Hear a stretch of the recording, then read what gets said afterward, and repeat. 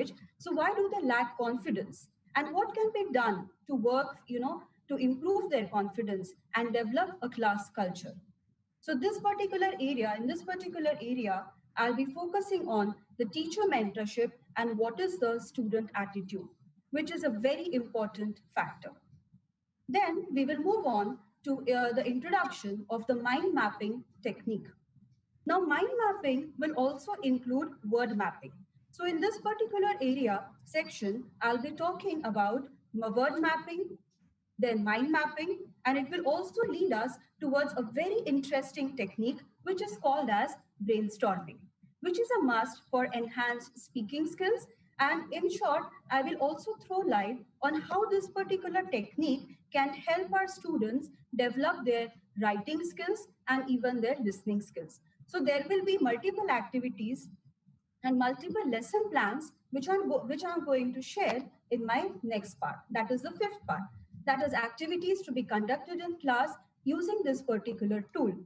I'm going to share 9 lesson plans with all of you. And these 9 lesson plans, the difficulty level will slowly rise. So we are going to start with some introductory activities and gradually we are going to proceed towards some challenging activities, which can be used in different kinds of classes, whether they are secondary classes or higher secondary classes, or they can be even used in college or for undergraduate students also. Because I'm very sure that this kind of activities are enjoyed by students irrespective of their age.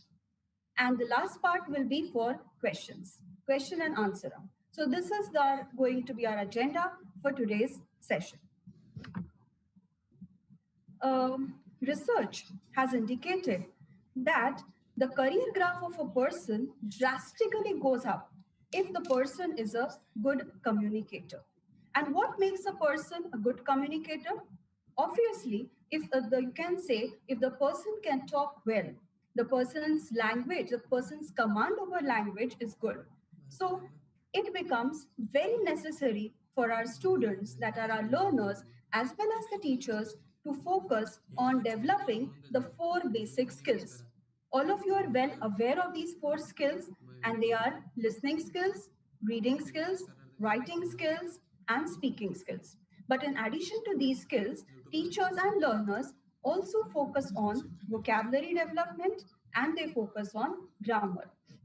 So if you really want to empower if the students want to empower themselves and if teachers want to increase the employability aspect of their students, then focusing on the English language and the aspects related to the English language is a must. But when a person tries to communicate, it is not just with the help of a language.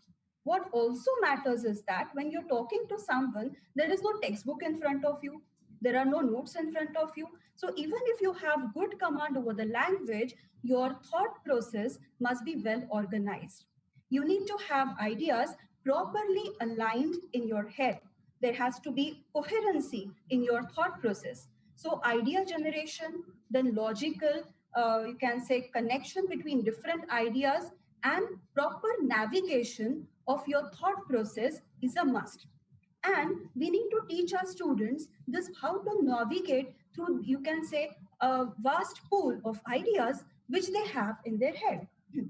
So being a language teacher, I feel that in addition to sharpening these 5 or 6 basic skills related to a language, we also need to tell students how to think, in what direction their thought process should take place, and how they can channelize this